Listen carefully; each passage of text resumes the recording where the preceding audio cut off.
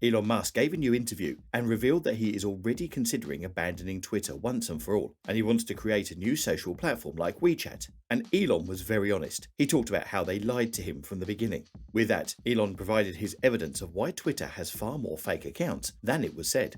Furthermore, Elon said that after he had made the statement about stopping the Twitter acquisition, the legal team of Twitter responded and informed him that he violated the non-disclosure agreement that was between the CEO of Tesla and Twitter. As Elon informs, this happened when he announced that the numbers about Twitter fake accounts are wrong. So, finally, a lot of inside information about this Twitter acquisition has been revealed by Elon Musk, so let's discuss everything. So, when the interviewer asked Elon whether the deal is 100% cancelled or not, Elon said that if the Twitter board will not provide any logical explanation why the platform has less than 5% fake accounts, there is no deal. Because, as Elon explained, he is concerned that Twitter might have a 50% or even higher percentage of fake accounts. He said, "Twitter is refusing to tell us a percentage of fake accounts. They claim they know it, but they've got this complex methodology that not any human but only they can understand." Elon then compared this situation to the house owner who lies about his house and sells it. Imagine, I agree to buy your house. You say the house has less than 5% termites. That's acceptable. But if it turns out it is 90% termites, you know it's not the same. Your house will disappear. Furthermore, Elon explained that when deciding to buy the company, he was relying on Twitter's public filings, but as he found out, the situation with fake accounts is worse than they claimed. And of course, it's normal to trust formal filings. This is what investors are relying upon either for an acquisition or for buying some shares of the company. And Elon added, the number of registered real people cannot be the same type of unsolved mystery. Maybe they don't want to look too closely at the thing because they might not like the answer. Moreover, Elon brought interesting evidence of proving his point. As Elon said, the number of most liked tweets should be a minimum 10% of total registered users, but it's only 2%.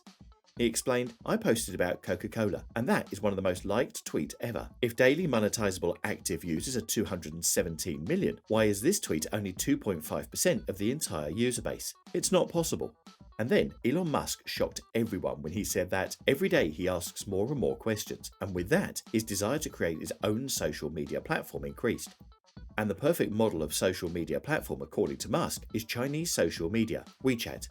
As Elon thinks, this platform is ideal because it has the best features of Twitter, PayPal, and a messaging app that has an incredible interface and is spam-free. And Elon is absolutely right, saying that it's hard to find outside China something similar to WeChat. And on this topic, Elon explained, app like WeChat, it needs to exist. Either convert Twitter to that, or start something new like that. And my default inclination is to start things from scratch. I don't buy things, I start from scratch. Therefore, Elon Musk is waiting for the Twitter board to have a clear picture about registered users, but with every day he is waiting, he has more desire to start a new platform by himself. Moreover, it is interesting to point out that the Twitter board does not seem to be affected by the decision of Elon, and they are persisting to finalize this acquisition. The board of Twitter has filed a preliminary proxy statement with the US Securities and Exchange Commission. Now, this means that the Twitter board confirms officially the company is moving forward with this acquisition, and they are expecting this deal to be finalized exactly with the price that was agreed upon. And it is surprising that the Twitter board made this move, hours after Elon Musk announced that he is stopping the Twitter deal. Well, as we see, the management of the social media platform has different plans, and they want it to be sold. This is an unexpected move from the board of Twitter, because the game of chess between Elon Musk and the management of Twitter continues every day. And Elon Musk was very clear about why he does not want to buy the company anymore.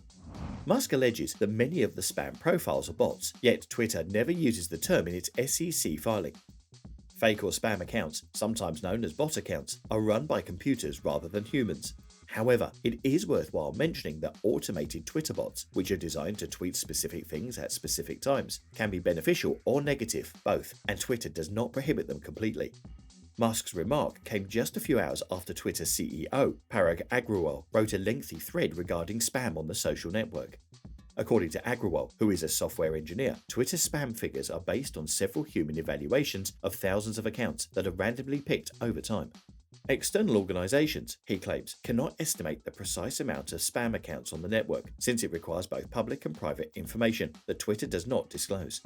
According to Agrawal, it is impossible to determine which accounts are recorded as monetizable daily active users on any given day from the outside. When Musk presented his own idea to detect the bots by testing a random selection of 100 followers on Twitter, Twitter officially accused him of breaching a non-disclosure agreement. When a user requested Musk to explain the process of screening bot accounts, he said he chose 100 as a sample size number, since that is what Twitter uses to obtain the statistic of less than 5% fake accounts. Musk stated that he has yet to see any research that demonstrates the social media business has fewer than 5% false accounts. He then stated that there is a tiny likelihood that the percentage is higher than 90% of daily users. Shortly after, he said that Twitter's legal team accused him of breaching a non-disclosure agreement by exposing that the study sample for the social media platform's fake accounts checks was 100.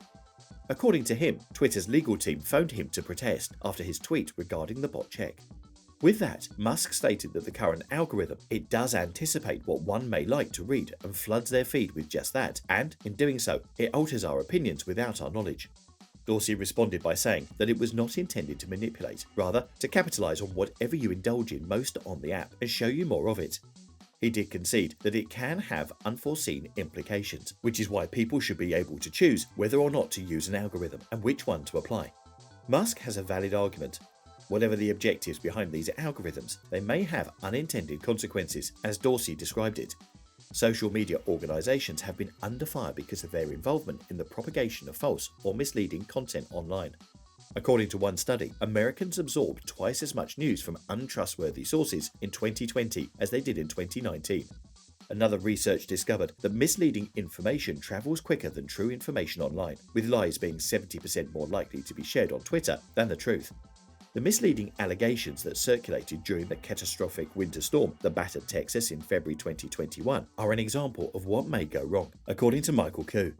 An image of a helicopter de-icing a frosted wind turbine was extensively circulated on social media, with some claiming it demonstrated how renewable energy was the cause of the state's power infrastructure failure, which resulted in about 250 deaths and widespread outages. Except that the picture was taken in Sweden in 2016, not Texas in 2021. And that's it for now. Don't forget to subscribe.